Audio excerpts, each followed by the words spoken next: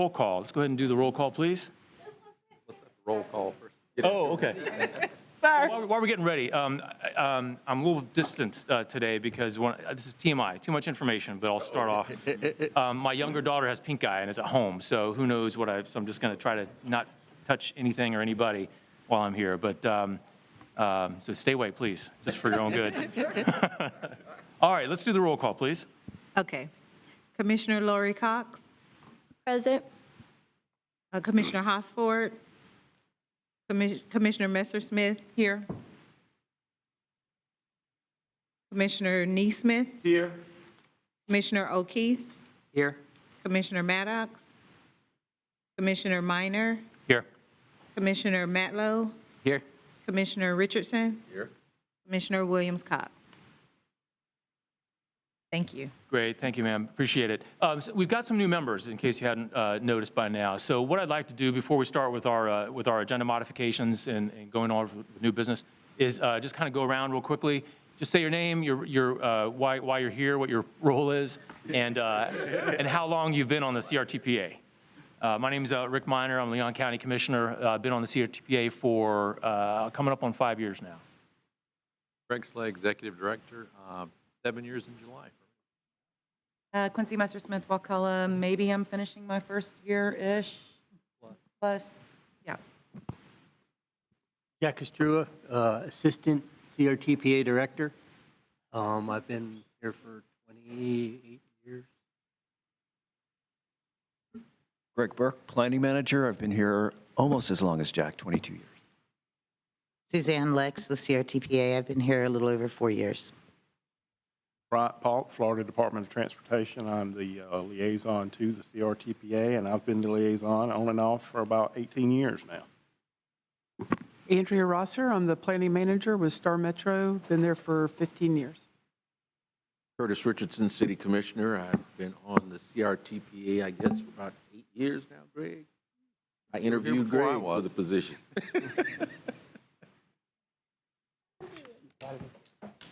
Kimberly Neesmith, Gaston County Board of County Commissioners. This is my first meeting, so I'm just starting. Welcome. Jeremy Matlow, Tallahassee City Commissioner, going on my 5th year. Good afternoon. I'm Chris Rito. I'm a non-voting member. I'm the Executive Director of the Appalachia Regional Planning Council. I think I'm on year 5 or 6. David O'Keefe, Leon County Commissioner. I've been here a whopping 3 months.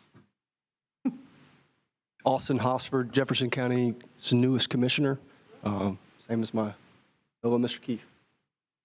And I'm Laurie Lawson-Cox, newly elected to our school board, and this is my first CRTPA meeting, but I also was Austin's teacher, PE teacher a long time. That's right.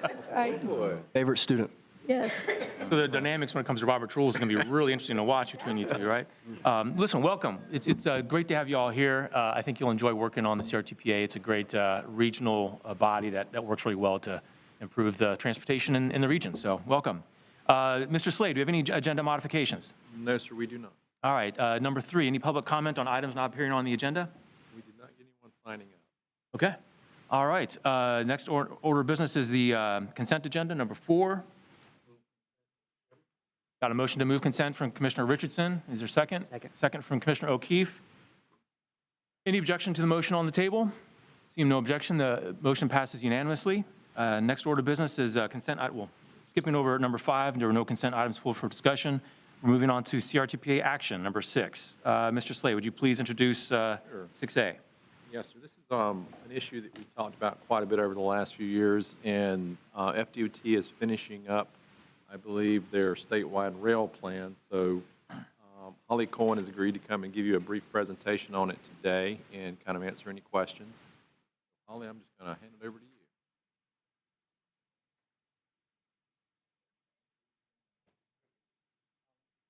Holly. Holly? Yes, sir. Holly. Holly. For the new members, could you give them a little history of, we had the service at one point, storm tore up the rails, now we're trying.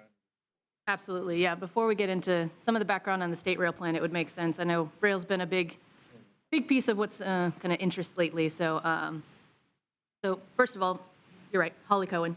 I'm over here at Florida Department of Transportation. down the street here and working in the freight and rail office. So we've been engaged in those conversations for years now. And we do these state rail plans every few years. It used to be every 5 years. Now it's every 4 years. These are kind of the big picture. And one of the main pieces we do when we start the game plan of looking back at what our strategy should be, what our outlines of the needs are, is going back and looking at kind of what's happened, existing conditions. And Sunset Limited was one of the existing passenger rail routes run by Amtrak years and years and years ago before Katrina, and ran all the way across kind of really the I-10 corridor. And since that time, they restored the freight access and did not ever restore the passenger access. So it's still listed as kind of a suspended service, for lack of a better term, because it's not canceled per se, but it's not in operation, obviously. Hi, everyone in there. Could you guys In the turn the meantime, there have been microphone a on? number of studies, both at the federal, state, local level, to really kind of look at what it would take to get it up and running again. And for better or worse, Amtrak really just decided it wasn't viable to restart that service. And we've kind of continued to have those conversations with our partners on what would make sense as we start to look for passenger rail statewide, including that Sunset Limited corridor. Is that enough background for you to get started? Perfect, perfect. New members, That's very relevant for sure. This is in your backyard, so. All right. So getting to the state rail plan update overall. This is in a happy place. Do I have to click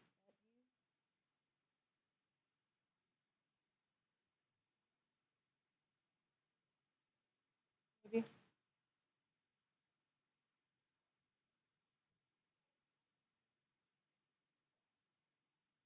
Can anyone in the room hear us on the WebEx?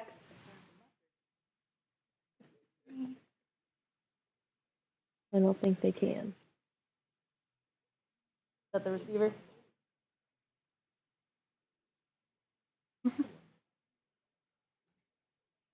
Feeling happy? Thank you so much, Greg. All right, let's see. Okay. Yay, beautiful. All right.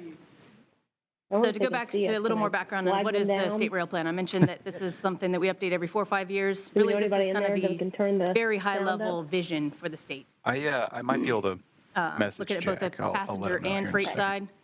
Okay. You guys hear me? Got a couple Yes. people trying to connect, it Okay, sounds like. go ahead. So this is really what we're looking So at what's the deal? when, They like I can't said, hear it's us in the existing main room? conditions, but it's also I looking don't at think they kind can of hear that us and they don't have overall the long-term volume investment turned on. strategy. Press That's them. investments we know about, that's needs that And are I don't- unfunded, I that's see everything. Holly, All the but I don't improvements, see all her the phone needs, to be all able in to one message package. her. And it's required for us to develop at the state level, but also feeds into a lot of our And efforts at the I've never been in that room. Does anyone know if there's a screen that can actually see us? Hello. I believe there is. Excuse me, if you could please mute your I mute the believe line, so. please. Okay. But it kind of Wait. depends on how they've set it up. Wave my arms around like a maniac. Will they notice us? Will they? This is just big picture. Holly People have don't a- really think of Anybody have a cell? rail anybody in there who will have impacting a the cell economy phone? in kind of a big way, but I with the see system Holly, we but already I have in don't see her place, phone on the there's table. billions of Ricky- economic impact Ricky in there? and millions Ricky's in the on the passenger screen. side. And this is statewide looking Yeah, at he's with us. um, Oh, I got you. that intercity, like we we're just talking about with the Amtrak level. That also includes Brightline and our commuter services, and we have smaller urban services.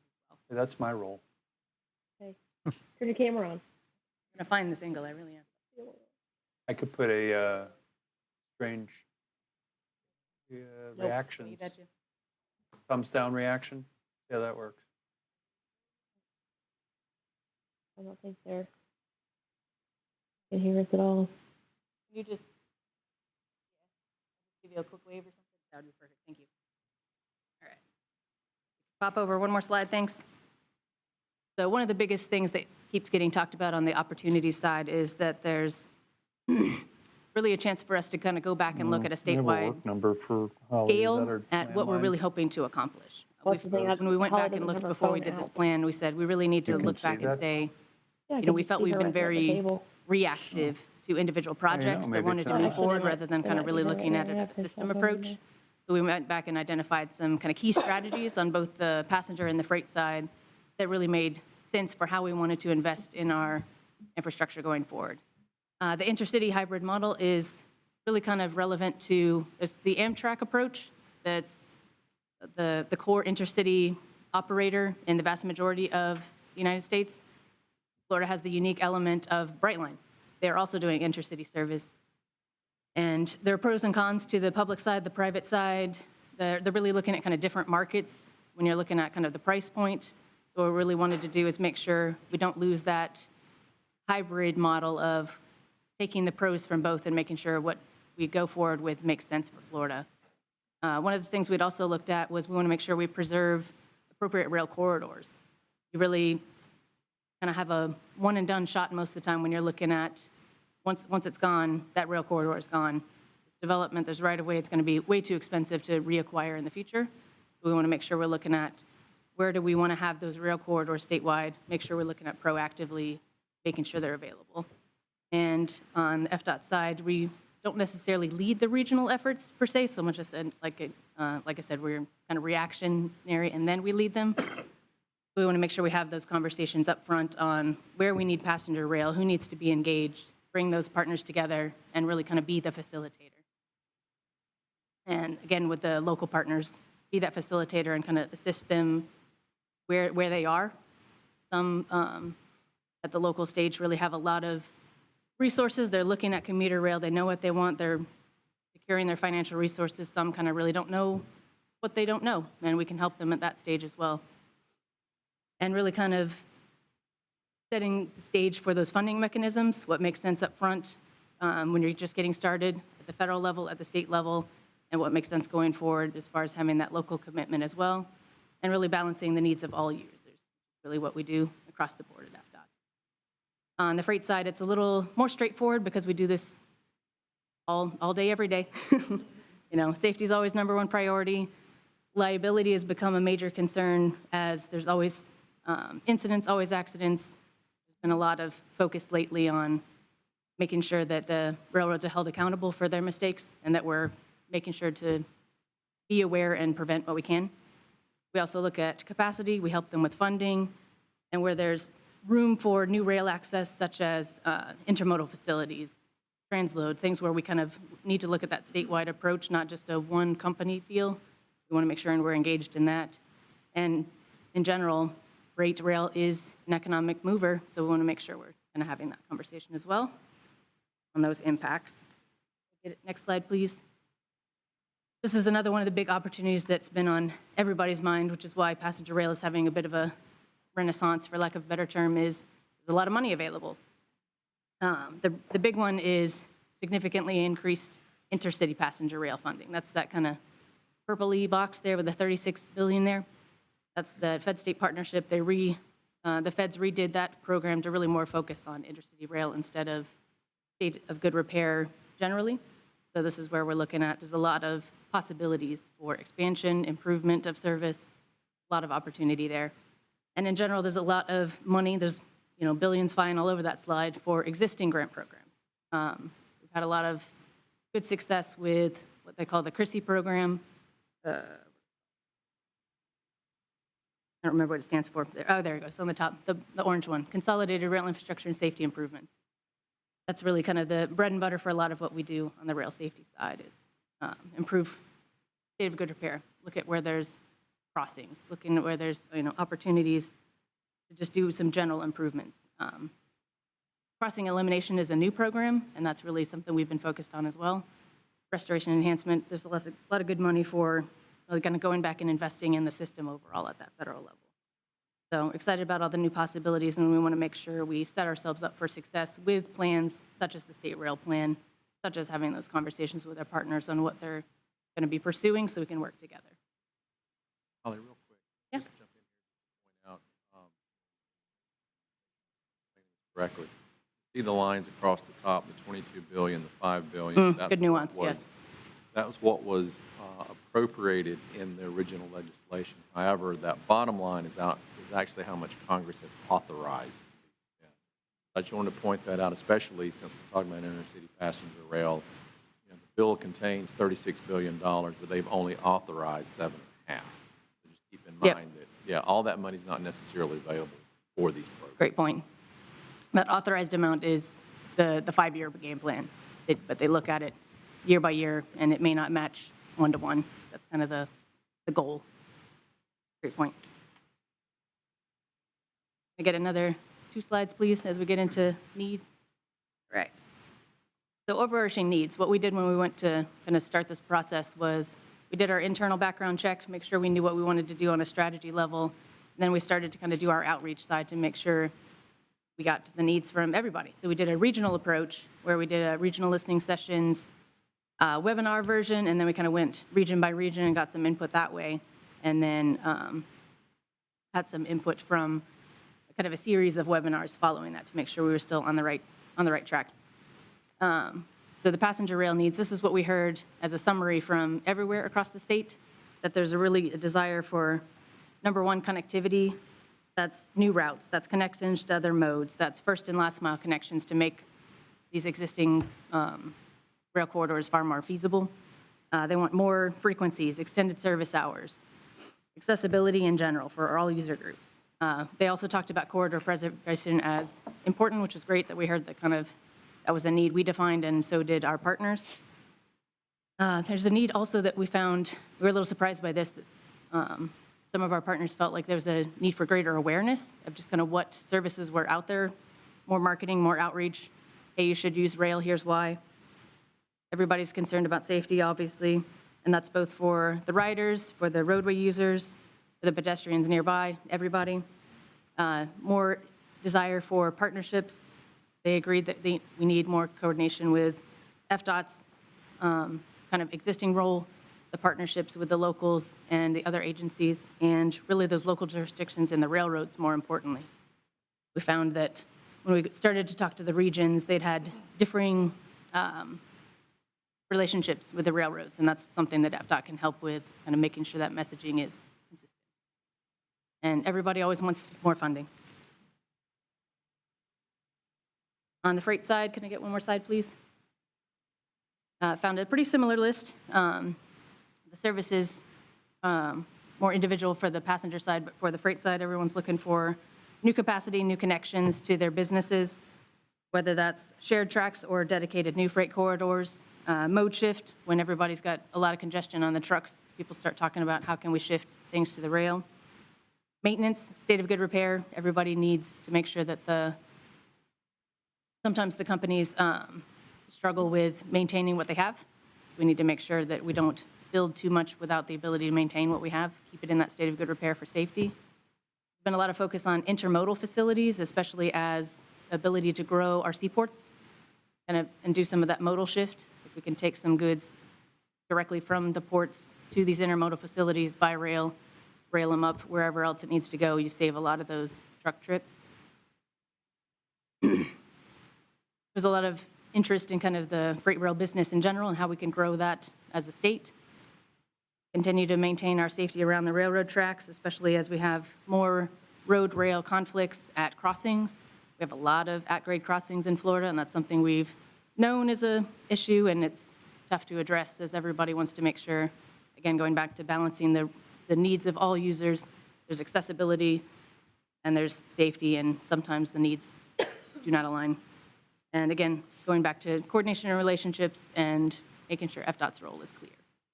All of that is kind of outlined in the plan. And what I'm sure you're most concerned about, can I get 2 more slides, please? Next step is implementing.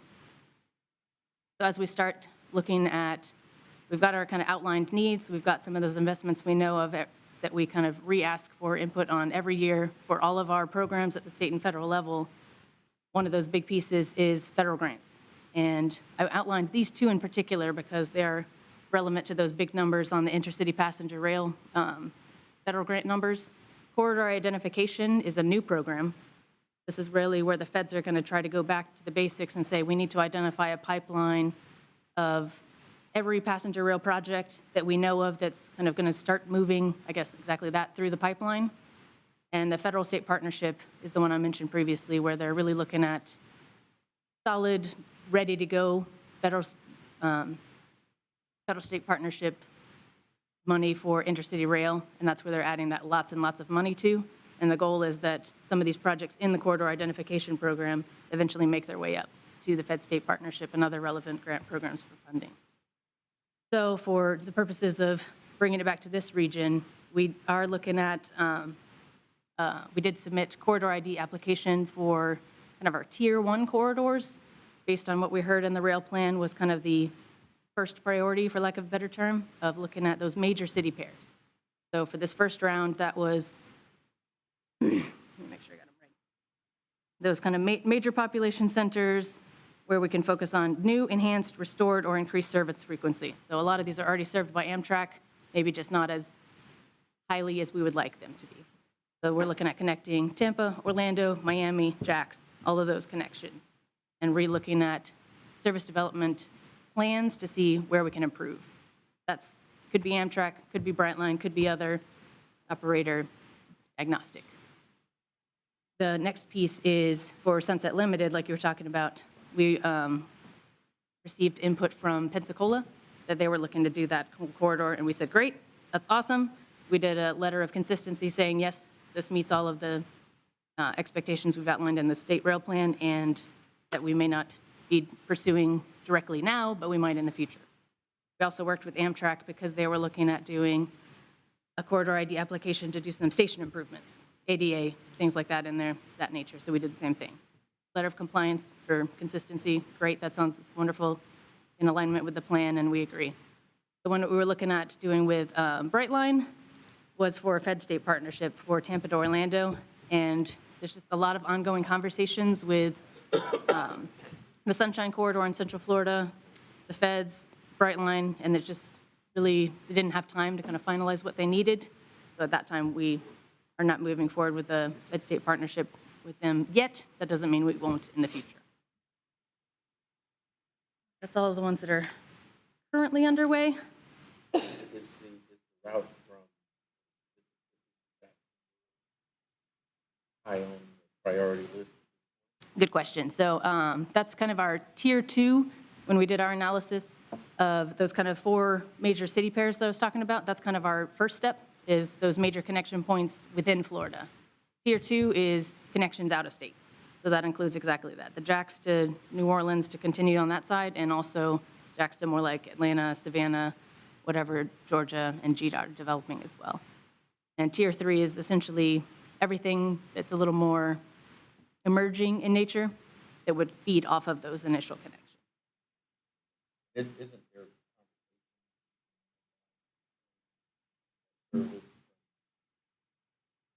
start now? The one they're working on currently, I believe, is Mobile to New Orleans.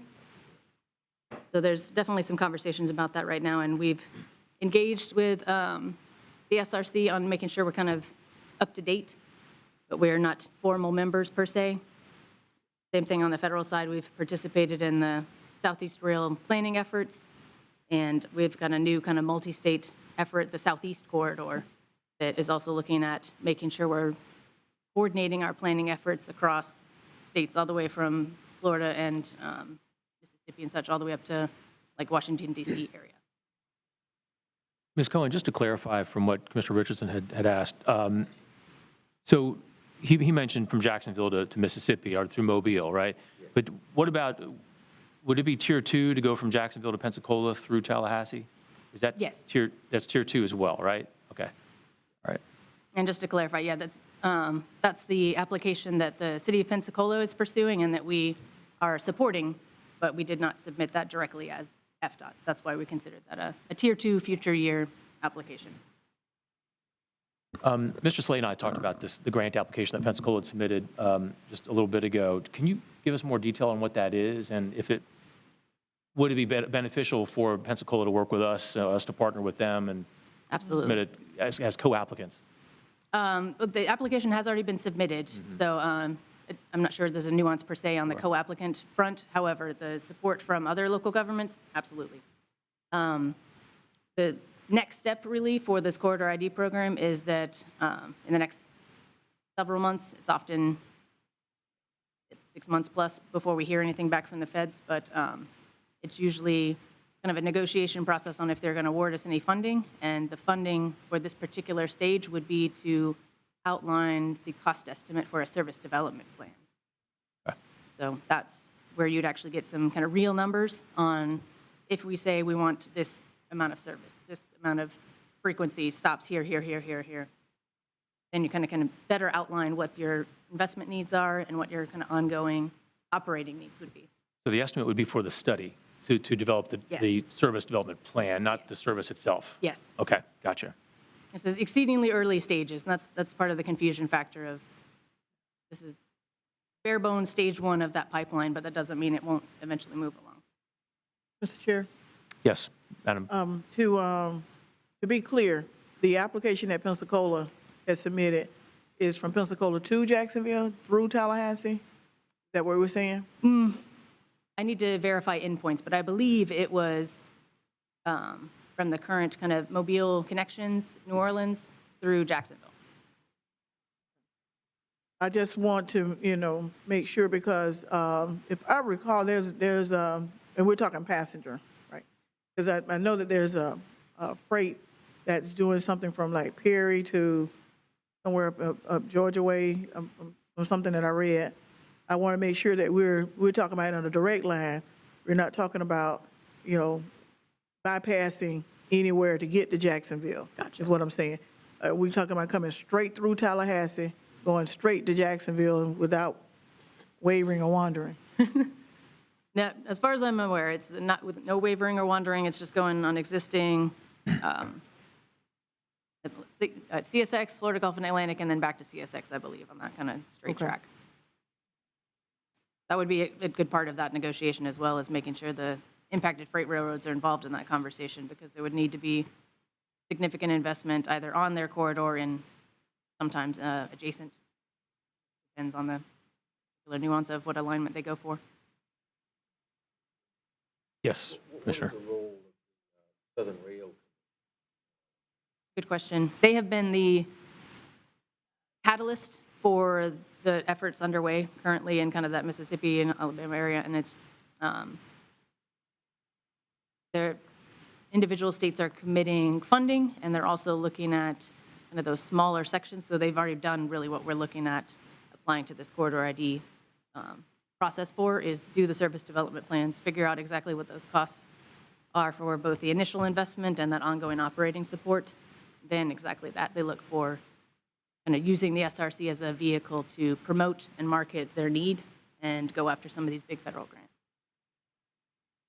Ms. Cohen, from some of the reading I've done on Sunset Limited and restoration of passenger rail, one of the things that people have mentioned as a first step for Tallahassee and North Florida to have the restoration would be to join the SRC.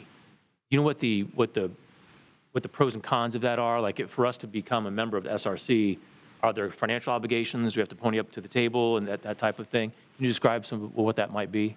Yeah, that's an excellent point. We at FDOT have considered multiple times exactly that, for that reason, for the pros and cons. And this is more of a leadership level discussion on kind of why they chose the way they did. But we've gone back and forth because exactly that. There is a financial commitment, and I have that number, but I don't have it on me. I can find that out.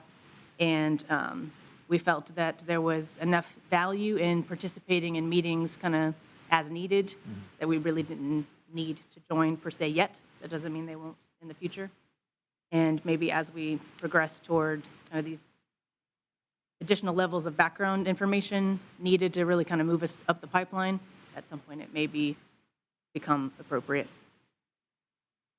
You know, it might be beneficial to the CRTPA if we could get more information on what that is. What are the requirements, and Yes. what specifically are the benefits toward us joining and becoming a member of the SRC? I know that Alabama, Louisiana, and Mississippi, the other three states that are formally from the Sunset Limited route, have all joined.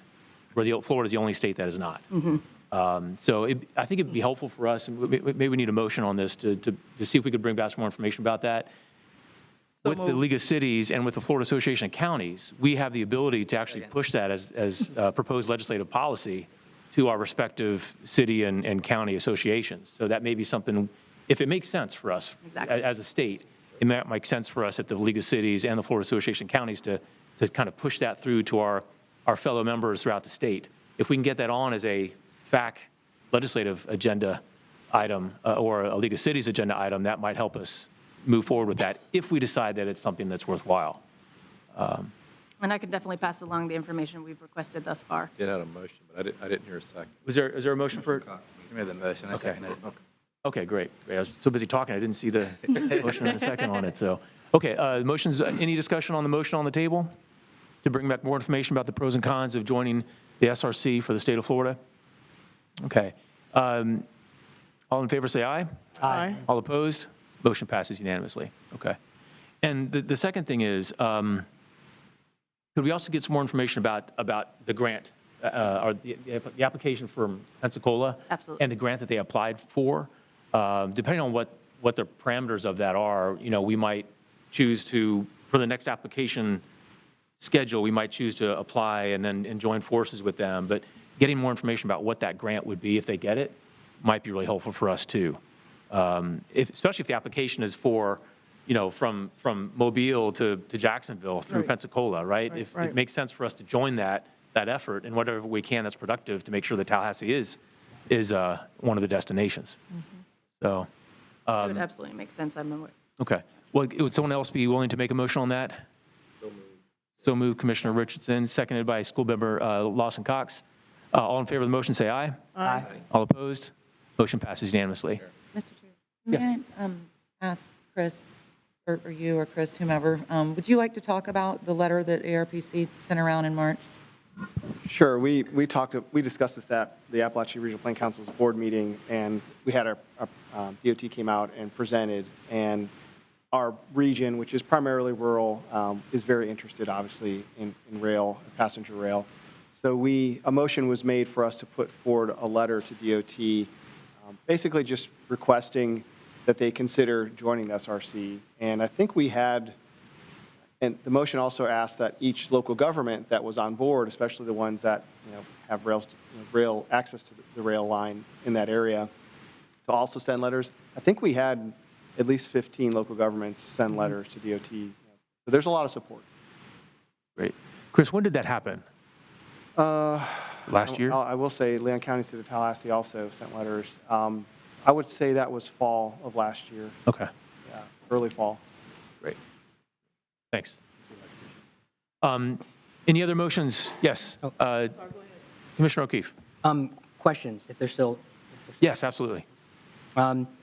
So just for my information, in talking about the Sunset Limited line, you said that the trail was damaged in hurricane, as we remember. Freight service has been restored. Yes. When we contemplate passenger service, would that share freight rail, or would new rail have to be created for this service? Both would be options. Given the existing freight traffic, I imagine they would at least consider shared track options as a first priority. And so when we talk about reestablishing rail service, in our mind, we don't need to picture laying miles of rail.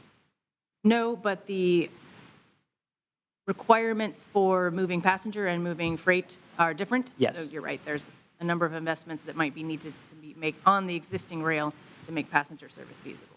Okay. And then this is, as far as looking at funding, have we ever contemplated or considered whether applying for funds from the Triumph Board out of the BP settlement funds might qualify to help our rail service, since that's designated to recover and diversify those 8 panhandle counties? We have considered it in the past. I'm not sure we have made a formal proposal. Okay. And then I think as far as the other commissioners, I think I'm probably preaching to the choir. But as I look at, as personally a very big fan of rail, who would be riding this through Mississippi to Chicago, should we ever get it back, probably in less time than flying and transferring to Atlanta. As I look at the rail map for Amtrak nationwide, from the western edge of the Panhandle all the way to Jacksonville is completely carved out from the network across the country.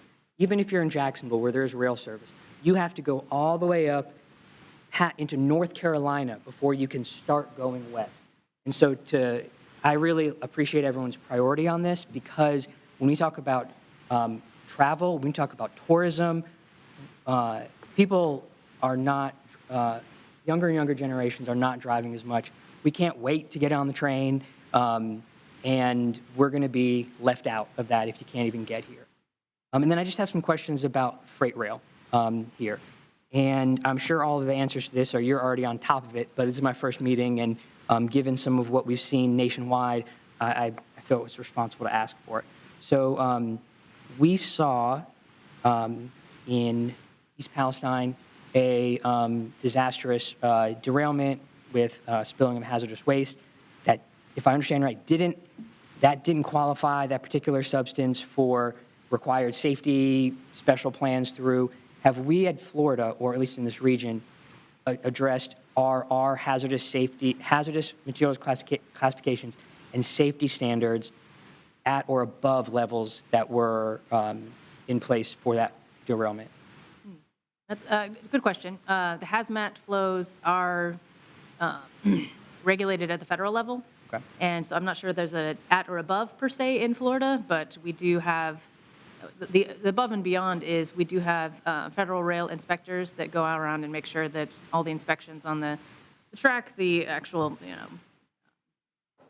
rolling stock themselves, everything is kind of following all those rules and regulations. They're supposed to be doing that constantly on the actual railroad company basis. Yep. Our federal inspectors go back and make sure that they're actually following all those rules and regs. At the Florida level, we have our own inspectors that follow the same. They are trained, certified by the feds, and kind of supplement their efforts, for lack of a better term.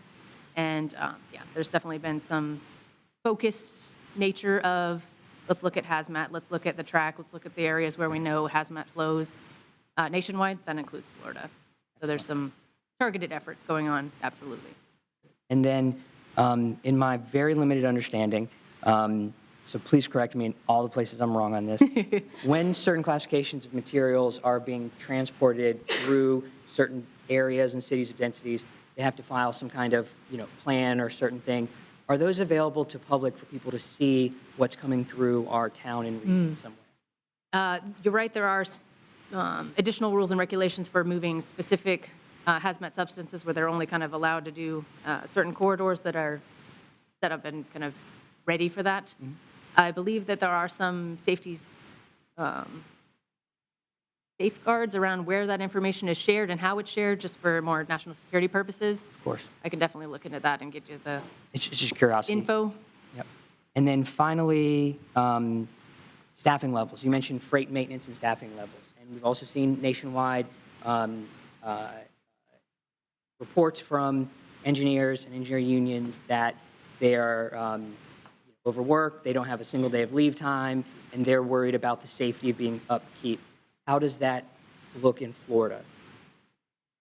Yeah. FDOT doesn't have a particular stance per se, but we're absolutely monitoring that conversation and agree as if the workers themselves feel they're unable to perform their job safely, we have concerns about that as well. Sure. But they also need their job. So, but do we have any assessment of, is Florida doing better or worse than like an average of having enough, staff to keep maintenance up on the companies? I'm not sure that analysis is really at a statewide level per se, so much as a company level, but we do have ongoing conversations with a lot of the rail companies, and we have our own, not per se on the safety side, we monitor a lot of the accident incident rates just to kind of see how we fare and trends and things like that, but we also have our own supply chain challenges and things like that, so we touch base with the freight railroads all the time to make sure, as we start building our roads in Central Florida, we're going to actually have enough aggregate to supply that, and a lot of that comes through the railroads. So we have conversations on kind of sufficient workforce for a variety of purposes. Thank you And for. They said they essentially are good to cover our needs. Good. Thank you for obliging me. And if it helps. All good thoughts. And if it helps, it helps with Amtrak, let them know that if they come through, I will certainly be buying a rail pass. We've had some very productive conversations with Amtrak. They are excited about all these new federal grants. They're excited about the possibilities in Florida, and we are too. So we're hoping there's a lot of good synergy. That's great. Any other questions for Ms. Cohen? Commissioner Williams-Cox. I'm not sure if this question is for her or not, but I know that with the League of Cities, there has been some conversation about automatic autonomous vehicles, including rails that go certain distances or what have you? Are we having any of those conversations? Because I think in Central Florida, I think they may be testing that or maybe doing something along those lines. We've done some testing on more the feeder buses, kind of automated services where there's kind of a designated route, and probably more on kind of like airport transit systems, things of that nature. I'm not sure there have been any conversations about automated passenger rail on a larger scale, per se. I think I recall some conversation maybe last year where there was some testing going on in Central Florida between maybe two cities. I can't remember the name of it now, but just wondering if there's conversation about what the future is holding there. I'll have to look into that on the automated side. I'm not sure. Okay. But we do a lot of research, so it's possible that that might be in that category as well. Any other questions? Mr. Chairman, if I could real quick, I just wanted to point out, we had a meeting last week with Holly and some folks from Florida Gulf and Atlantic Rail. Had a good meeting with them as part of our freight committee, or our freight study that we're doing. I just wanted to point out that Cassie Dahl and Steve Laird from FG&A are actually there with us via WebEx. So I just wanted to thank them for their participation and come along and listen in on this conversation.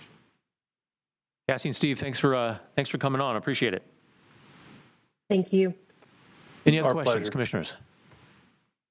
All right, Ms. Cohen, thank you very much. As you can tell, this is a topic of very high interest for us, and looking forward to having you come back. Absolutely. Thank you so much, Board. Appreciate it. All good questions. All right, Mr. Slay, next item, please. I'm going to pass it over to Jack Castrura. He's managing the Blocks and Cutoff Trail Feasibility Study. Thanks. Way back in 2011, we started a project to connect trails to Wakulla County and down to what we called the capital city, to the Sea Trails Master Plan. What came out of that was a series of projects that includes the Coastal Trail, which is completed from St. Mark's Trail to Surf Road. And one of the projects that we constantly get asked and were asked about in that process was the SR 267, or Blocks and Cutoff Trail, from Wakulla Springs State Park to the St. Mark's Trail. And in the last 6 months, we started a project for a feasibility study with HAF. And we have Gary Phillips here, who's going to provide you some information regarding the project and where we're at. And then after that, we do have some updates on things that have happened in the last couple of days regarding the project and where we're at with some other parts of that as well. So, Gary, I'll turn it over to you. Great. Thank you, Jack. Good afternoon, everyone. I'm happy to be with you guys today. All right, clicker's working. So, as Jack described, the project is connecting Wakulla Springs State Park over to the St. Mark's Trail currently exists. I'm going to go over some background information with you today: location, purpose, planning consistency.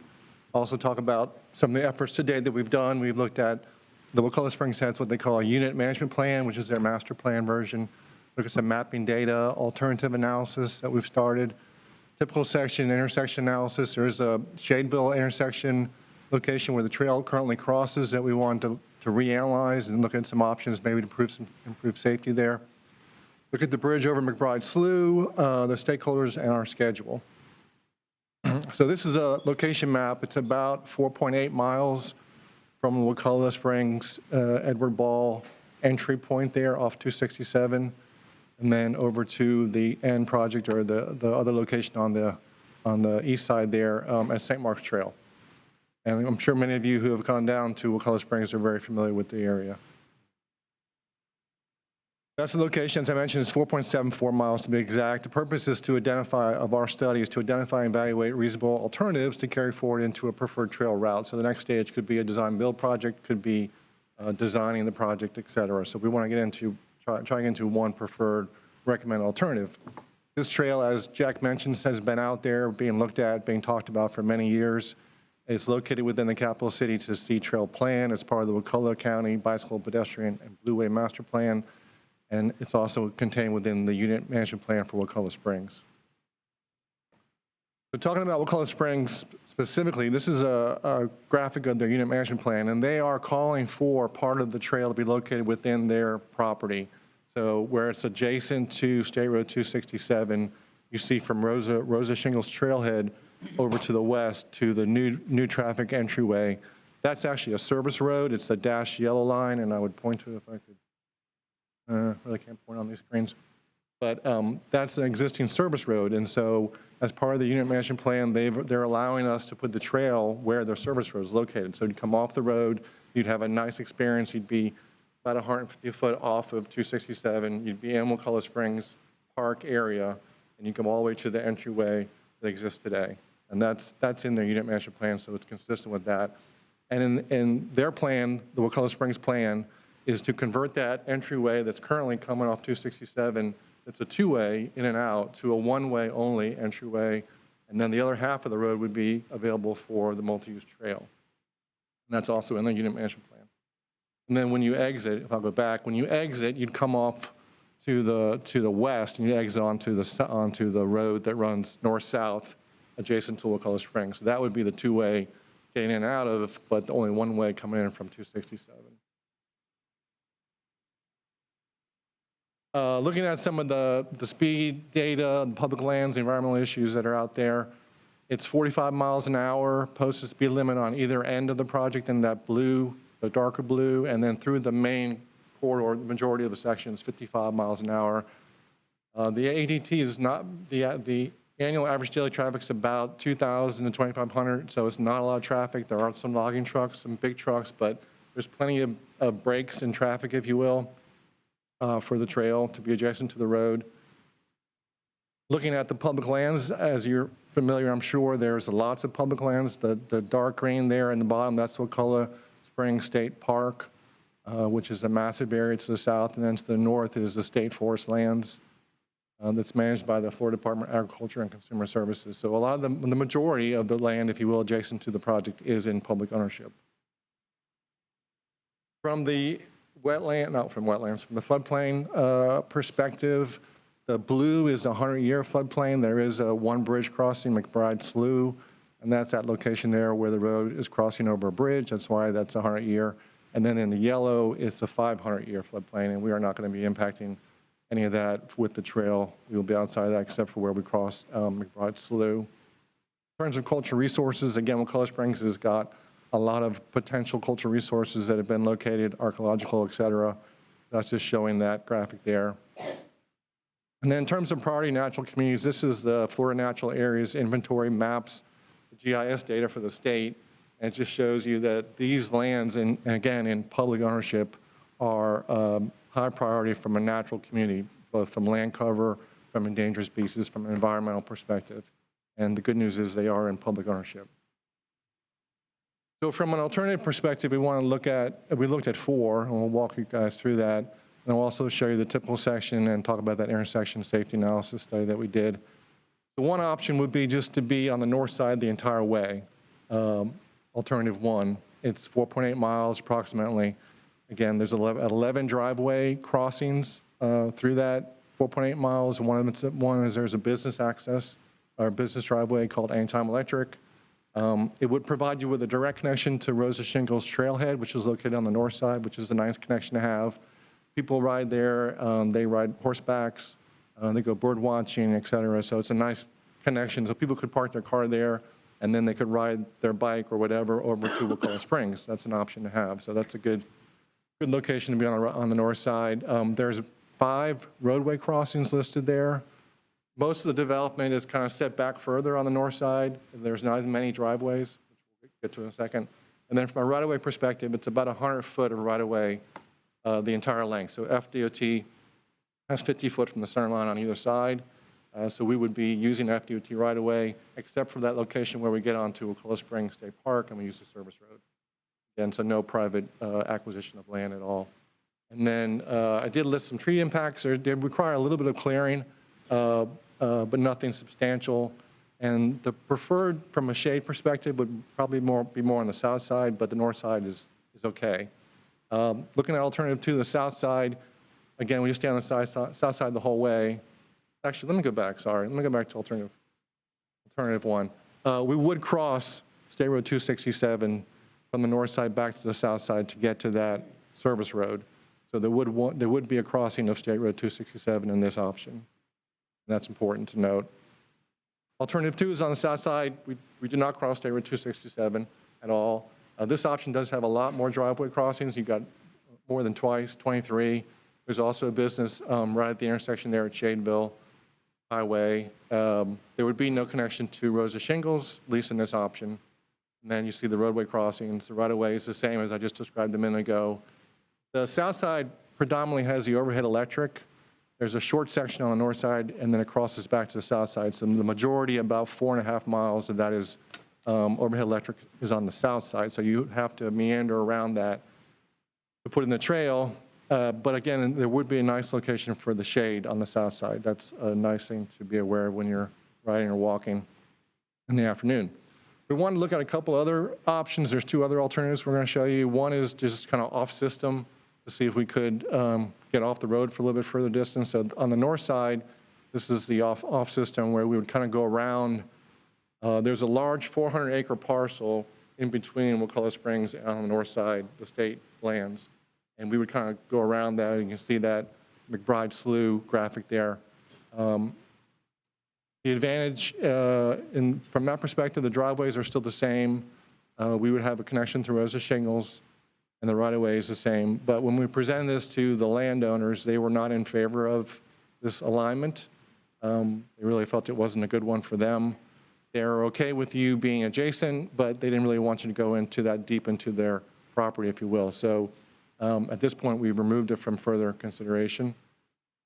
We did a similar version on the south side, so staying on the south side of the road and then coming down a utility corridor and then crossing over into Wakulla Springs. We presented this to the landowners. Wakulla Springs has been great. They're again letting us use our service road for the trail in the future, but they felt like the environmental potential impacts of putting a trail that deep into this area was not something they want to entertain, so we have dropped that from further consideration. In terms of a typical section, it's straightforward. As I mentioned, it's a 100-foot right-of-way. You've got 50 foot from the center line. Currently, you've got 2 12-foot lanes. You have a 4-foot paved shoulder, and then you've got 6 foot of sod, so 10-foot total of shoulder. We would most likely have to reconstruct a ditch on whichever side we go on, the north side or the south side, and then you could put in the 12-foot trail. And you would, meander it in locations that you could. And you do have 50 foot, so there is enough room to get at least 15 foot from the edge of the travel lane to the Maltese Trail, which is a Sun Trail requirement. As you guys know, Senate Bill 160 recently passed, and there's a lot more money for Sun Trail programs. Hopefully this one could get on that list and get funded sooner than later. This is just a picture. I always like to see what things in my head, what it would look like. This is not the actual project, but this is a similar type of project, and it would look like this. So you've got the roadway, you've got a nice distance, again, 15 feet from the edge of the pavement, edge of travel lane. You'd have a natural ditch, most likely recreated, and then you'd have the asphalt trail. This is showing what the service road location would look like. This is not the exact service road, but it would look somewhat like this. That's pretty much what it looks like. There's good tree coverage. It's about 1.3 miles, so about 30% of the trail distance, you're going to be within the Wakulla Springs Park, which is great for the users. Much nicer ride. And again, even on the road, you're set back, so there shouldn't be any safety issues with that. But that's another graphic to show that. And if we do decide to cross the street at State Road 267, again, I mentioned the traffic volumes are very low, a couple of thousand AADT. You can do something like this, where you could push a button and at least have flashers. I don't think you want to stop the traffic necessarily because we don't have that much traffic, but you can do something like that. That's a nice rural way to deal with a safe crossing. Okay, so Shadeville intersection, that's the only intersection that we deal with this project. And currently, as you see there, there's kind of a continuous right turn lane. It does come to a stop coming up Shadeville and then hitting State Road 267, but people tend to just turn their heads and keep going and more of a yield condition. And the same with the return movement. So one of the things we looked at was perhaps removing that right turn, continuous right turn. It's not continuous, but it is a right turn stoppage. And just bring people to a T intersection like you traditionally would do. Stop people, look both ways, and put the crossing would stay where it is basically in our plan. We did also look at a potential roundabout just to show what that would look like, that would fit. That also has its benefits. by slowing people down on State Road 267. However, while we were doing the study, DOT has been working on their resurfacing of this portion of the project. Their distances are longer, and they've actually already looked at it, and their plan is to reconstruct that intersection, very much like our first one I showed you. So they would remove that right turn, continuous right turn, and they'd come into a T intersection there, and then they would shift the trail a little further to the east, and then cross down, and then reconnect to St. Mark's. So this is already in the works. 90% plans for the resurfacing are underway. I believe it's funded for construction in 2024, 2025 year, so it's not that far away. And it's been great to have those plans to take a look at. Obviously, they have survey work.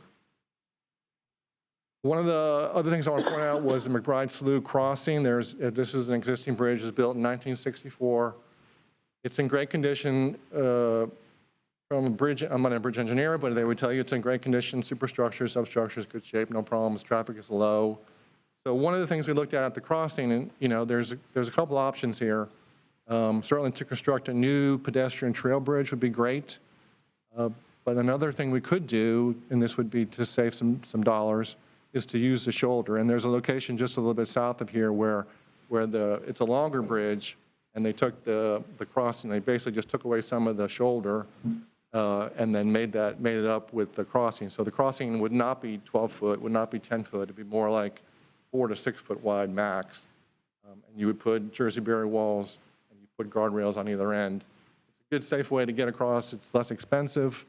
I think the sign says, please walk your bike across, so it's not like the ideal scenario necessarily. But that's a cost option that we could look at.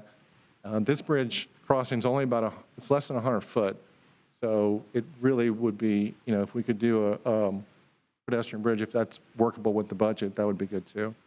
And north side or south side, having done field visits, the south side is used by people recreationally, going into the water with their dogs, parking their trucks and enjoying themselves. So we may not be on the south, that's another thing for the south side. We may want to be on the north side, but the water quality to me looks very good, and it's a nice area. Stakeholders, I mentioned the Florida Department of Agriculture and Consumer Services. We've met with them on the north side about the potential realignment there. Wakulla Springs State Park, we've had multiple meetings with those folks. They're great. DOT shared with us their 90% plans, and Wakulla County, Friends of Wakulla County Springs, we gave a presentation. CRTPA gave a presentation to the Friends of Wakulla Springs, State Park. And then obviously utility owners are another big part of that equation.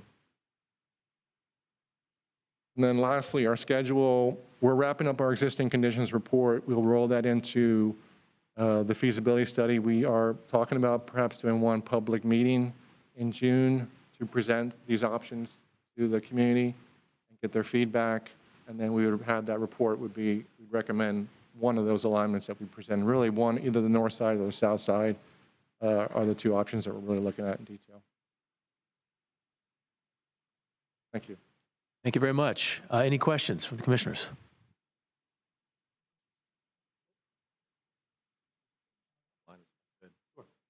If you recall last year, you all approved staff requesting FDEP make some changes in their priority and opportunity SunTrails maps, and those are the ones that are based on funding, especially for the priorities.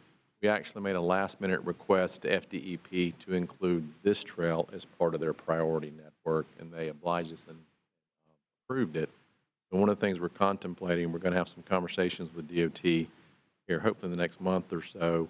We're anticipating another cycle of SunTrail applications because, as Gary mentioned, the bill passed and the governor has signed an additional $50 million for SunTrails on an annual basis. There's also a one-time $200 million allocation for fiscal year 24. So we'd like to submit this as a design-build project. We think it's a good candidate because, Gary mentioned, there's no right-of-way necessary. It's fairly flat, fairly dry other than the bridge, but we've got some ideas as to how to cover that. But we'll let you know how that goes and look to, if that happens, probably submit that towards the end. Great. Mr. Paulk, thanks to FDOT for accepting our submission. Okay, any questions at all? All right, and Mr. Slade, this does require an action for us to accept the report, is that correct? No, so we've still got to do the public meeting. Okay. We would do that after. Okay, great. Thank you very much. Well, we're moving on to the next item then, Mr. Slay. Okay. Up next is a discussion on our project priority list. Every couple of 3 years, we kind of change the process a little bit. Generally, we only bring this to you one time. Since it's been 2 or 3 years, we want to go back and kind of walk you through our various priority lists prior to us going out to our public meetings next month and your ultimate approval in June, along with our new TIP. So with that, Suzanne, I'll turn it over to you. Good afternoon. Thank you very much for this opportunity. And as Greg said, we will be bringing this back to you along with our transportation improvement plan in June. This year, however, we wanted to introduce the priority list to you for the 5 priorities modes that we developed the list for, which are your roadways, your trails, your bike ped, and your ITS. Just a brief overview. The Regional Mobility Plan, the CRTPA's long-range plan, is the driver in this process. So in the plan, you identify both particular projects and then operational and other connectivity projects in general. From that, then you develop the list of priority projects. We will then meet with FDOT and present this list when we come back to you in June for final approval. Send it to FDOT, and then we will coordinate with FDOT for the programming of these projects. So it is the bridge between the Regional Mobility Plan and the actual projects that get funded in the Transportation Improvement Program. As I mentioned, it comes from the RMP. Also, other documents will feed into this as well. The bike ped master plans for the airport, it'll be their plan, the Tallahassee International Airport Master Plan, and Star Metro from their transit plan.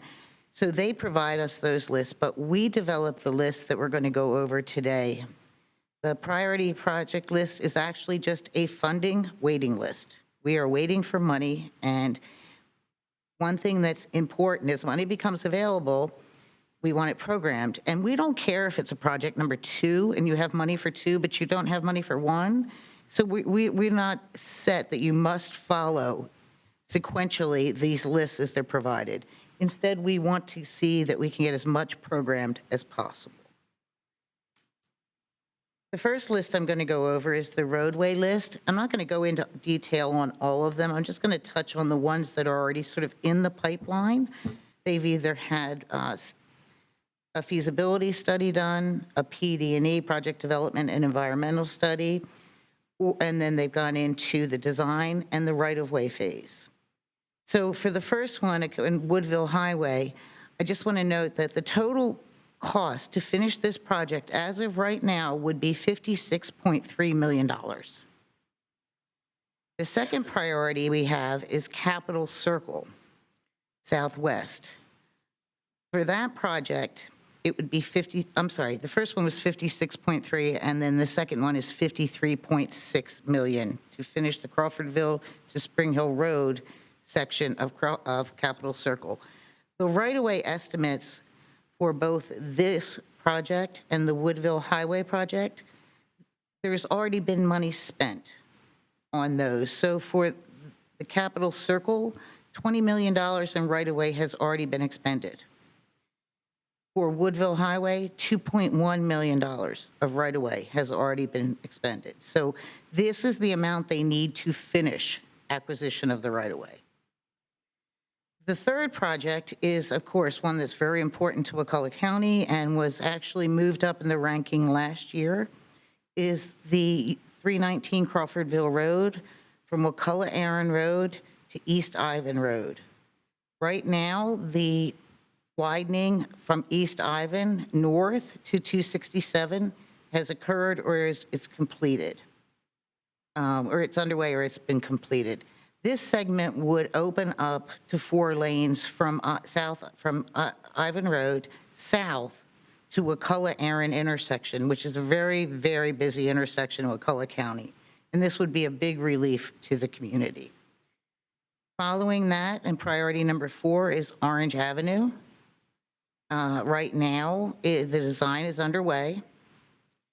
The right-of-way to finish the segment from Cypress Lake to Monroe would be $35 million, and construction is $51 million.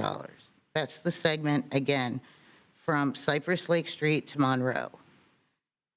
The other segment, that is the second segment that the DOT would look to fund, is the South Lake Bradford to Cypress Lake Street. The PD&E is complete for that, so they do have an idea of what they would be building and the impacts. The next stage for that would be to go into design. The fifth project is actually two segments on Crawfordville Road. We treat them as one. We want to see the move as one if we can. The design is underway for both of those segments, for LL Wallace to State Road 61 and then to the county, Wakulla County line. The PD&E was done many years ago for this project. They have updated it as necessary. And as I said, they funded the design last year for about $4.6 million for those two segments. To finish the segments total would be over $60 million in construct. So again, these are a lot of money to move these along. But these are the top 5 priorities that we want to see FDOT fund over the next few years. Number 6 is a project that's been on the list for quite a while, and we all know there's a need. It's the intersection at Mahan Drive and Capitol Circle. FDOT did complete an estimate for us of what it would take to do the project development and environmental study, and it is $1.8 million. Anybody have any questions on those projects? All right. Just going through again, the next project, I'll just touch on Pensacola. They are starting the PD&E for that this year. And then the remaining projects, we do have design for costs for Crawfordville Road for the 2 segments south of Wakulla-Aaron. But again, those are in those projects, and the consideration of those segments would be much further down the line. We want to get full connectivity from Leon County into the heart of Crawfordville at Wakulla-Aaron Road. As you notice, Tharp Street is also on here, and we know that's an important project. And Thomasville Road, some of the improvements and enhancements to the corridor that have been identified in the Midtown Plan. Lastly, these 3 projects are all blueprint projects, but again, very important for connectivity within the region. And they are underway, Bannerman Road, Wolani Extension. Those would need to move into final construction. And then for the I-10 interchange at Wolani, that will need to show a real purpose and need, or what it's called an interchange justification report. So again, there's going to need to be a lot more development to be able to say that we need to add that new interchange with Wolani Boulevard. That completes the roadway priorities. Any questions on those?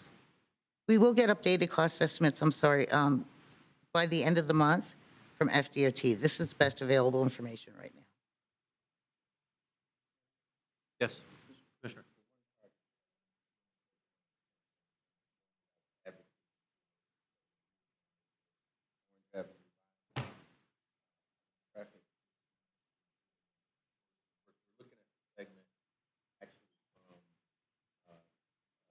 Northland Road to west to Capitol Circle south.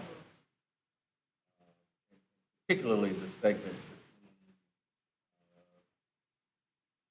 South Adams and I guess Lake Bradford, South Lake Bradford. Yeah. And so I know that they've done the PD&E. I know they've done the design. I think they probably have been looking at the right-of-way, Greg? No, sir, it's still under design. The design's not complete yet. Yes, sir. Okay. And I was curious, Dan, when you said that, even though it's listed as number 4, if we got funding before we got funding for number 1, that could happen. Well, number 1, you've got right-of-way already underway, they've bought some right away, and they know exactly what they need to buy, and and right now it's on hold because it's not funded for construction. So again, they would want to complete that project. In my opinion, FDOT would want to complete that because they have a handle on that. That is correct. But what we're talking about specifically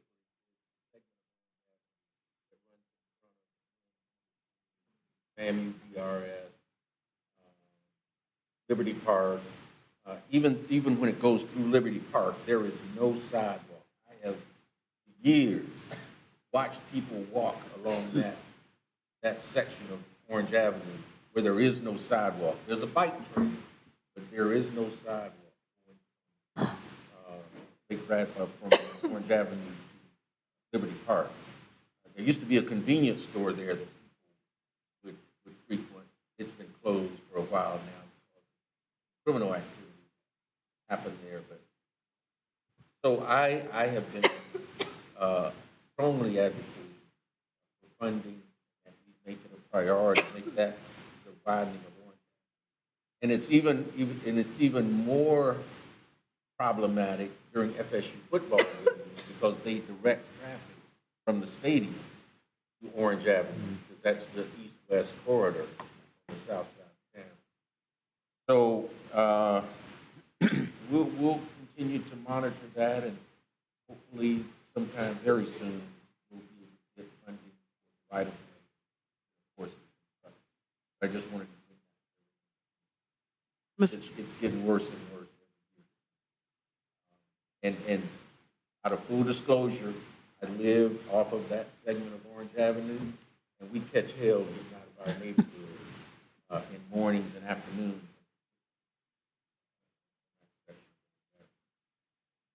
Thank you, Commissioner Richardson. Thank you. Commissioner Williams-Cox. Mr. Chair, I was just going to say also, we need to remember and consider, I'm looking at Autumn over there, because that's a part of the gateway as well. So those projects will probably collide or collaborate or co-lace, co-something. So we need to keep that in mind, that one will possibly impact the other depending on the timing of it. And I wanted to ask about, Suzanne, you mentioned the I-10 interchange. That too is part of a blueprint project. And so if you're saying that DOT needs more information in order to consider it for funding, then is that what I understood? Actually, what you need to do is you need the full development of Wulani. You need Wulani Boulevard to cross already, to go further north, and then have the development there that's going to create the demand. You have to get federal highway approval for the interchange. And that first step is to justify it and say it is needed and this is why. And again, a lot of people look at it as a reliever to the Thomasville Road exit, which we know sometimes will queue up until the interstate. So again, the need, it's not just to that location, but how it would benefit, say, at another exit as well. But again, that's a ways off. It's very expensive to do, and you really don't want to start that process till you know you can continue to move that interchange forward.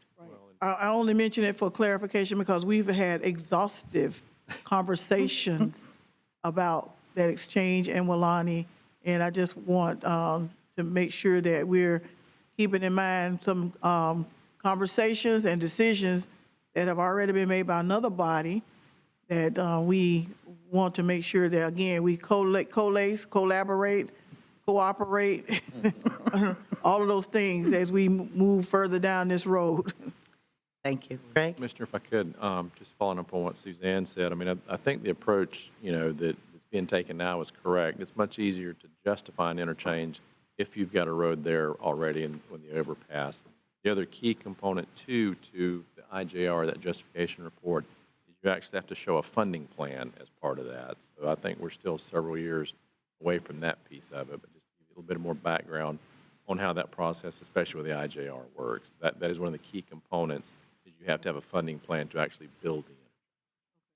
And I know that again, Autumn is in the room, and before she retires, we'll make sure that we have all of that in place.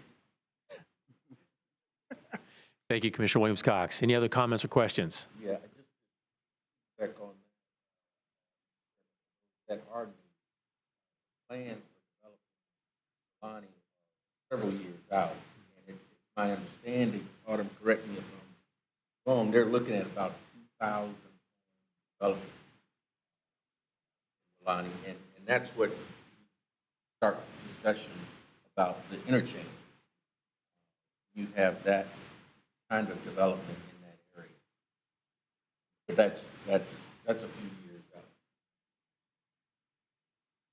Thank you, Commissioner. All of us will probably be retired.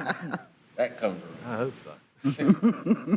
Thank you, Commissioner Richardson. School Board Member Lawson-Cox. Yes, I just wanted to piggyback on what, excuse me, Commissioner Richardson said about that Orange Avenue corridor. Also, I was just there yesterday at NIMS trying to navigate getting in there and people on the sidewalk. That truly is an issue, so. Yeah, it took me a while to get that lighted crosswalk across there. Because I was worried about those, and they got the bus stop.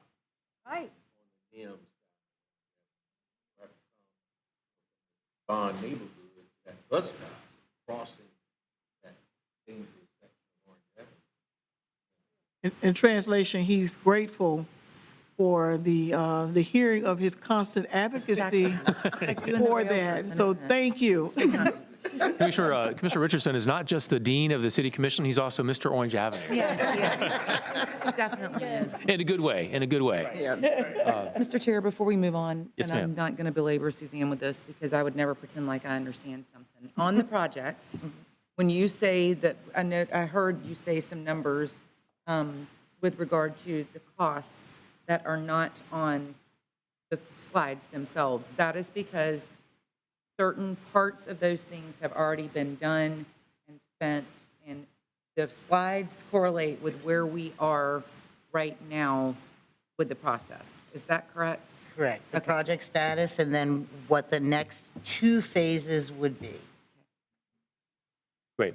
Thank you, Commissioner. Thank you. Any other comments before we move on to regional trails? Okay, regional trails, PPL. One last comment, though, about your interchange. You've done the first thing, which is all we know. This is long-range planning here.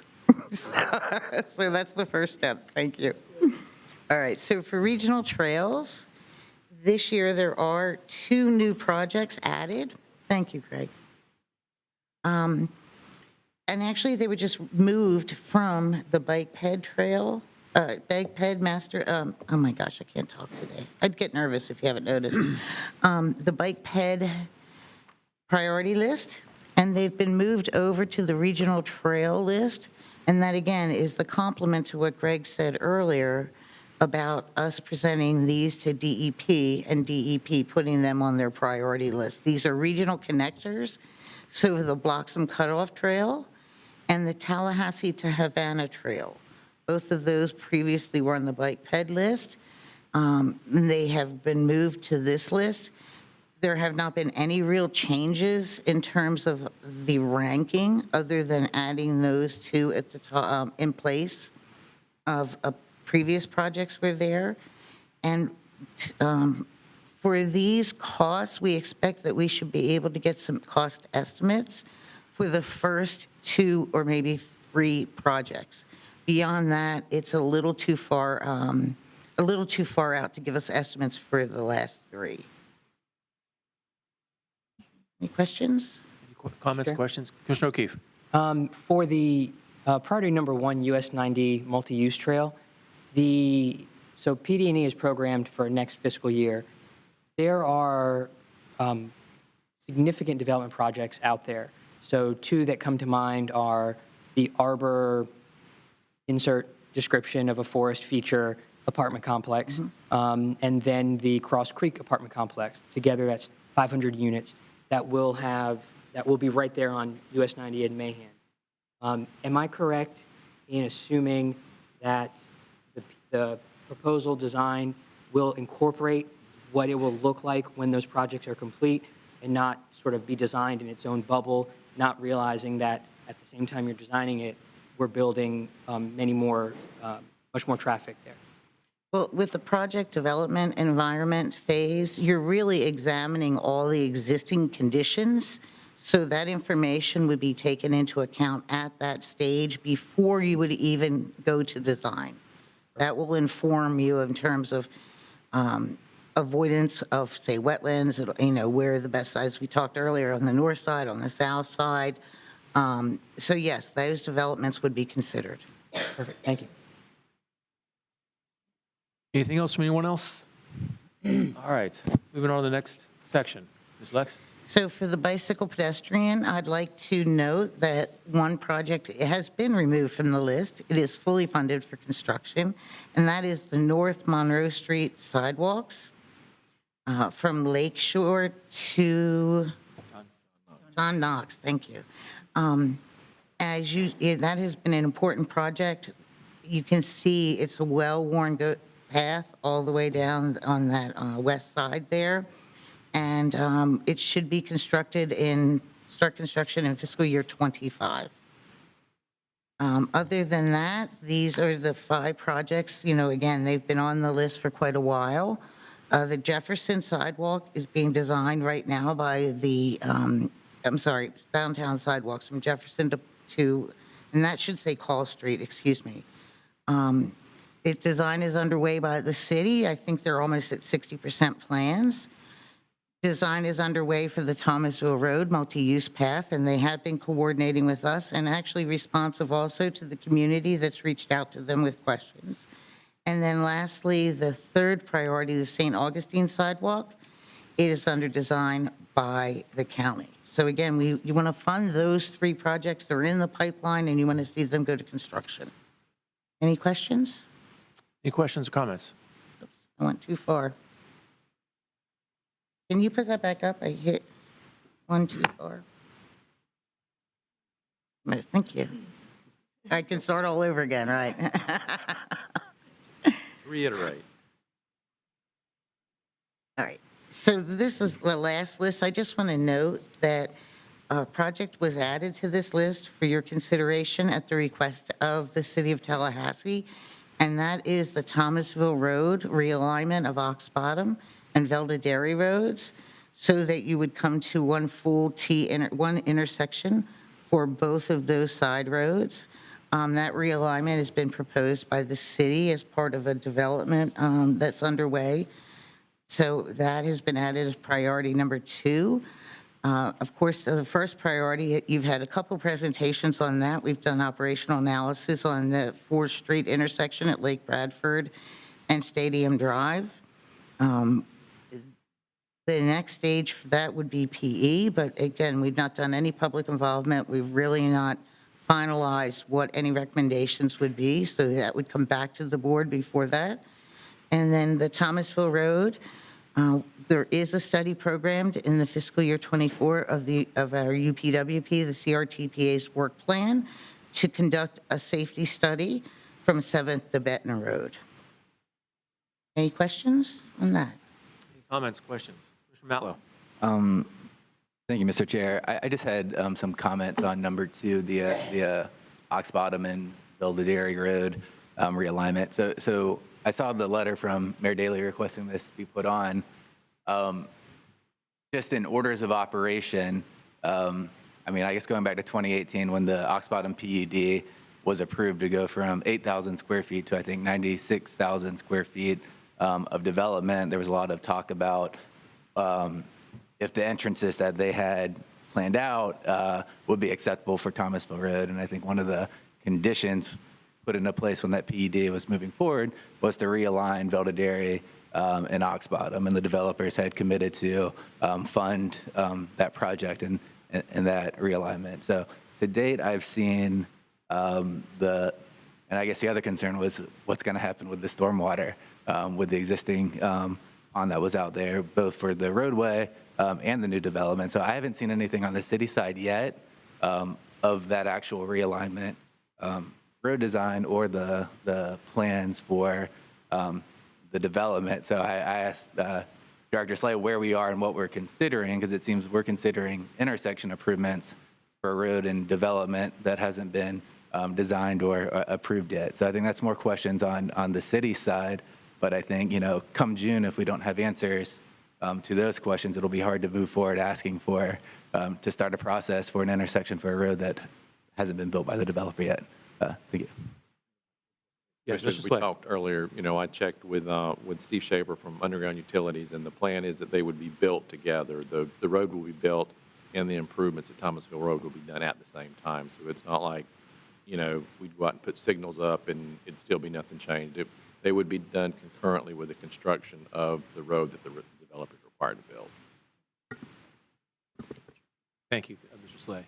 Commissioner Matlow, any other comments? No, that's all. Thank you. Commissioner Williams-Cox? I wanted to also mention for clarification, it's my understanding that this is something that DOT has agreed to funding, and it's also to help with congestion for school and traffic in that area. So it has great community benefit. Yes, and ma'am. by them being built together, to me, that sounds efficient. Yes, ma'am, but I think DOT has said they could put funds on there. We don't know how much. Okay, all right. But yeah, they've committed, I think, out of the traffic operations. Mhm. I believe they've told the city they could put some funding to it. Okay. But that gets determined as we go through the work program process. Okay, well, we want to just thank DOT for their contribution, because when we look at Leon County's DOT contributions, we're a little low. So thank you for helping us reach our goal. Thank you very much. Thank you, Commissioner Williams-Cox. Anything else? All right, Ms. Lex, I think that concludes your presentation. Is that right? Yes. All right, and we do not need a motion for this to proceed. No, right? this is just information. Discussion I just purposes. wanted to follow up, and actually, Commissioner Cox just touched on part of what I want to talk about. I know there's been a group that's been going around talking to some of you, if not all of you, about the lack of funding in Leon County. One of the things to keep in mind, and we've talked about this before, as it stands now, in general terms, DOT breaks up about 75% of their capacity funding to the Strategic Intermodal System, or SIS, and the other goes to what are called other arterials. As it stands right now, the construction on Capitol Circle Southwest out to the airport represents the last deficient SIS facility that we have in Leon County. To give you an example, if you look across the entire district, there's only one other capacity program currently underway that's not a SIS facility. So in order to try to address that, we've been working with the district and central office, and we're working on a proposal to request additional facilities be placed on the Strategic Intermodal System. And if we don't have that to you all for some sort of action next month, definitely by June at the latest, we will have something back. So hopefully, just to some extent, that will address that issue. I know that's been being talked about amongst you all. Great, thank you, Mr. Slay. All right, moving on to the next item. We've got Mr. Paulk with the FDOT report. Thank you, Mr. Chairman. Related directly to what Mr. Slay was discussing, we did want to make this board aware that we're continuing to support the governor's effort for the Moving Florida Forward transportation program. We have one project in Leon County of the three that's within District 3, DOT District 3. It is that southernmost piece of Capitol Circle from Spring Hill to Crawfordville. And as stated, that particular segment is not on the Strategic Intermodal System. We have struggled for many years finding available funding in order to finalize and complete that construction. We are hoping that it makes the cut for this Moving Florida Forward plan so that we can go ahead and advance that project, because honestly, without that influx of revenue, it would be many years before we could allocate enough funds to move forward with that construction, just as we struggle with many of the corridors such as Orange Avenue along this. So we are hoping to utilize those SIS dollars in more creative ways, and again, put more facilities on those programs so that the lion's share does go to the SIS. So what's left over is very difficult to fund these very large multi-lane projects. And with that, that concludes FDOT's update. Great, thank you, Bryant, appreciate it. Next item is the Executive Director's report. Mr. Slay. And actually picking up on what Brian mentioned, about a month or two ago, I sent you all out the governor's Moving Florida Forward program. That was a $7 billion influx, I guess, of cash into the transportation system. It included 20 projects throughout the state, and as Brian mentioned, it included that last leg of Capitol Circle. The last bit of information that we got was that the legislature is only looking at $2 billion. Unfortunately, that cuts 20 projects off of that list, or excuse me, 18 of the 20 projects off that list, and Capitol Circle is one of them that gets deleted. So we will keep you in the loop as we get more information on that, but that's where it stands right now. Hopefully that number goes up and we see more money come into that program, but that's the last bit of information. Greg, is there a priority of if the funding is restored to us or comes back at a certain level, do we know what rank our project, Capitol Circle, will come up? I don't know, and Brian can correct me. I don't know that there was necessarily a rank of the projects. It was just 20 projects scattered throughout the state. I think there were 3 in District 3, if I remember correctly, Brian. That's correct. And while there's not necessarily a direct priority, the way the program is set up, we were hoping to get $4 billion of unallocated general revenue, and then some legislative actions that allowed us to leverage an additional $3 billion of DOT funds to get to that $7 billion figure. So it's a two-prong effect of the $4 billion of unallocated revenue, but also we must have those allowances to allow us to leverage those dollars in order to get all 20 projects in. At this point in time, our leadership is pushing as hard as possible for the full amount. We've not talked about, what we could fund at this point in time. We're still hoping for the full $7 billion. Okay, listen, thanks for everything you're doing. Appreciate it. Anything else, Greg? Just one other thing, an update on everybody's favorite project, the Thomasville Road Trail. We are anticipating a presentation from the firm that's doing the design next month. Jack and I met with them back in February to try to get an update and kind of see. We actually debated whether or not to give a presentation at that point. They were at what are called 30% plans. At that point, you've laid out the path of the path, so to speak, along the roadway, but they haven't done drainage. So they're finishing up on 60% plans, which includes the drainage review. So we felt that was a more appropriate time to bring it back to you. I will tell you, we've been impressed with how much they've adhered to what we put in the feasibility study. We did about a 3-hour office meeting with them and then about 3 hours in the field with their staff as well as the district's landscape architect. A lot of conversation about how to preserve the trees in terms of how the trail's ultimately built. So I think you'll be impressed with what they've done so far, but just want to give you a heads up. I know there's been some questions out in the community as to where it was, but a lot of this initial work has been survey and things like that. But I think you'll be able to get a pretty good bit of information next month. We actually have a meeting with the firm on Friday, and we're going to try to put some information to post up on the website before that meeting so everybody can get a good idea of what's going on. Great. Thank you very much. Anything of note on number 9, CRTPA information? No, sir, I don't believe so. Okay. Moving on to the last item, which is CRTPA board members. Mr. Richardson.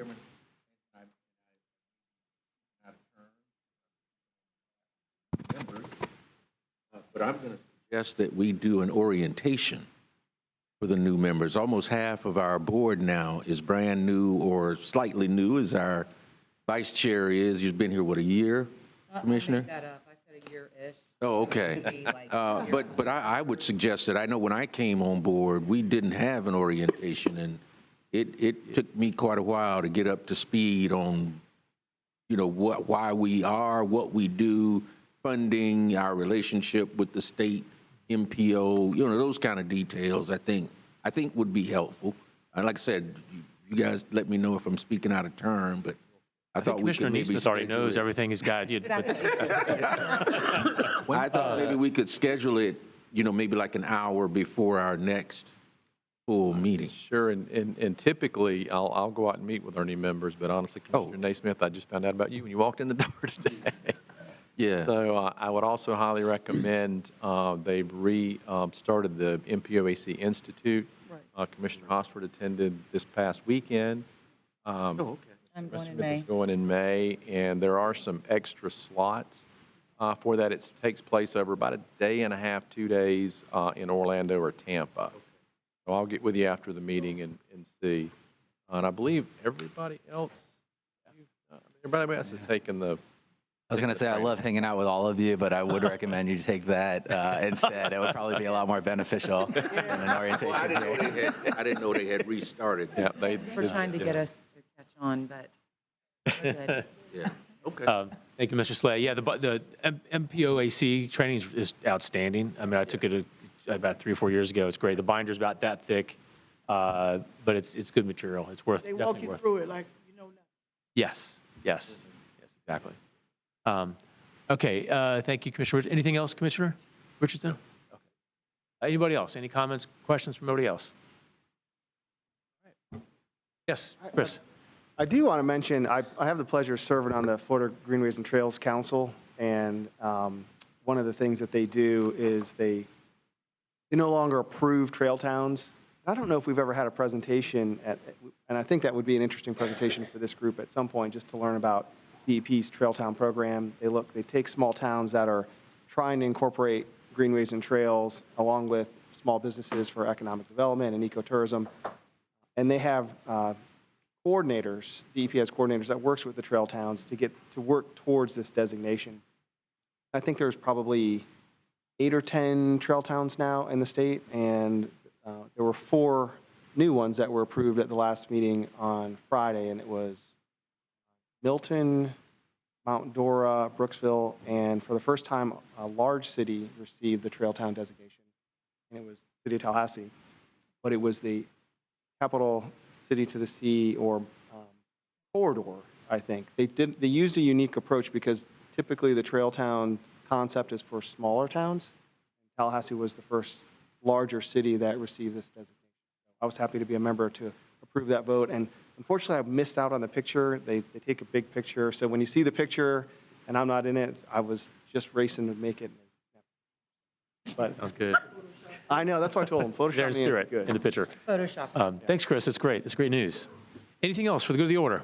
All right, everybody, listen, have a motion to adjourn. All right. Thanks, everybody. Have a good afternoon, and we'll see you next time.